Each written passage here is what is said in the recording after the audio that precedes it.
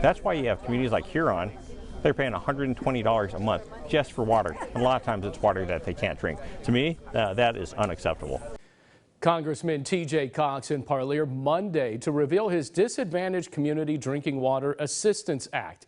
It would provide more than $100 million in federal grants for things like construction, technical assistance, and maintenance to have cleaner drinking water in cities where the population is less than 60,000 people.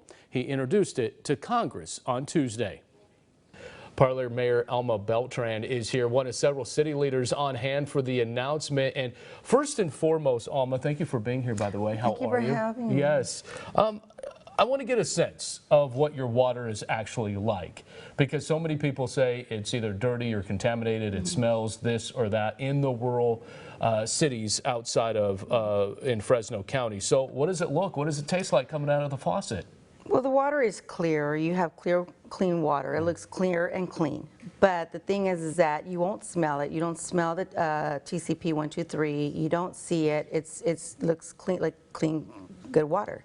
And the average monthly bill, because Congressman Cox was talking about like cities like Huron would have about $120 water bill. What are the residents in Parlier seeing when it comes to a water bill? The bill in Parlier is different, of course, from Huron. Their situation is a lot different from ours, and our water bill is actually less, a lot less than that. It's $35 to $40. That's not including, of course, the garbage and sewer, bills. Because sometimes people, when they say the water bill, they think the water bill that it's a utility bill that they receive, so they think that it's just the water bill when they see $100. Now, Congressman Cox, do you believe sometimes that he brought this forward in hopes to gain traction in Congress to sort of make sure that everybody wants to have drinking water that is clean? But is it really going to gain traction? Do you really believe that? Well, T.J. Cox has been working with the city of Parlier since he was once elected. So the thing that I can say about T.J. is that he has been communicating with us. He has been having meetings with the city. He's come to our city, talked to our residents, talked to our staff. So he's been engaged quite a bit with the community. And really, there's a ton of cities around the country, as we know, with residents with 60,000 or less people in it. So what are the qualifications? Do we know yet what the qualifications have to be in order to get a federal grant to help you guys out? The focus is for the Central Valley, and it's for disadvantaged communities in the Central Valley. Even though it's a federal funded, grant, it's still focused on the Central Valley issues with the water. And there's something that's interesting in this, where the state is asking for millions and millions of dollars by next year. Yes. In order to comply with making sure all the resources that you have are complying with the state to make sure that there is clean drinking water. Yes. But cities like Parlier, they can't pay that bill. No, we did win our settlement that we did pursue a case against the chemical company that used these chemical agents in the ground and so forth. But we did receive $9 million from that company, but the project itself cost $17 million just to have a filtering system in Parlier. And if you don't have that money in by when? There's a deadline. There is a deadline. We need to have this done by next year, end of the year. And if we do not comply with it, we will be fined up to $10,000 a day. $10,000 a day, because you as a city of Parlier, you don't have the resources to make that kind of money. Absolutely not.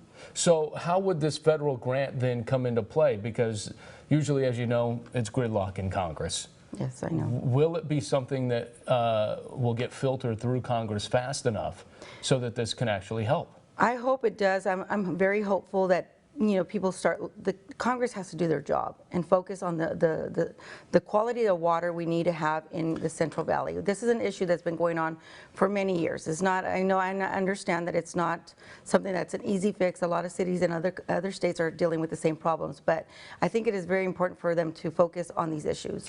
I think the question, and I don't know if you've asked this yet of your state leaders, but the state has billions of dollars in water bond funds that is just really kind of sitting there.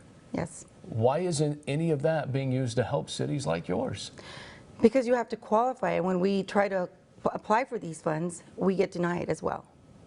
Why do you get denied? What's the equation? If they look at the funding that we have for our water and we are not receiving enough funds from the residents for the supply of the water, so we're under that level and we're under that amount that we're supposed to have in our budget for the water.